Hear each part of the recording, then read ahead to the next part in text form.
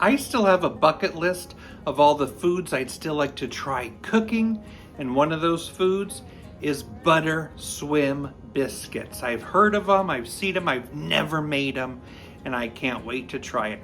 Of course, I wanted to try a unique type of Butterswim biscuit, so I'm going to show you how to make jalapeno popper Butterswim biscuits. Let's do it. You need to grab a bowl. We need 2.5 cups of flour, a tablespoon of sugar, a whole tablespoon of baking powder, a teaspoon of garlic powder, a teaspoon of onion powder.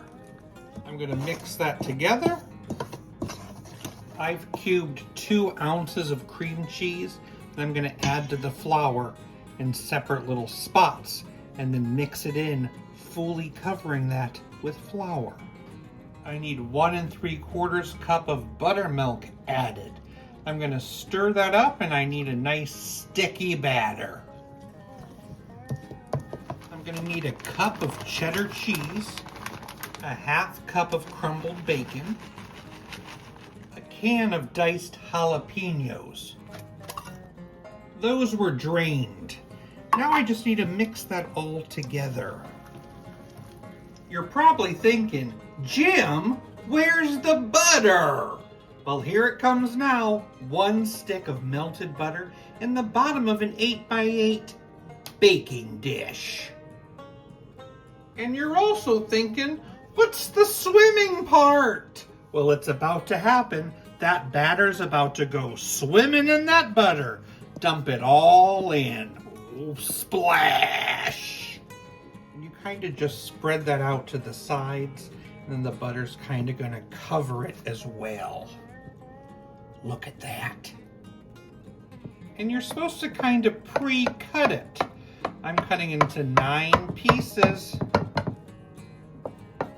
And you're going to bake this at quite a high temperature, 450, for about 25 to 30 minutes, turning once. It actually does cut pretty easily. And it looks amazing. Jalapeno popper Butterswim biscuits. Those bits of white inside are the cream cheese. Very exciting.